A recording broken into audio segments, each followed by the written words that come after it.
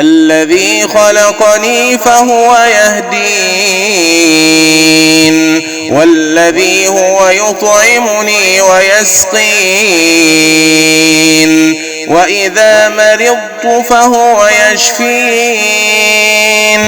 والذي يميتني ثم يحيين والذي أطمع أن يغفر لي خطيئتي يوم الدين رب هب لي حكما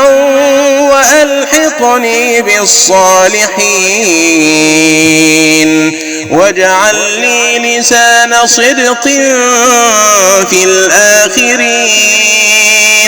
واجعلني من ورثة جنة النعيم.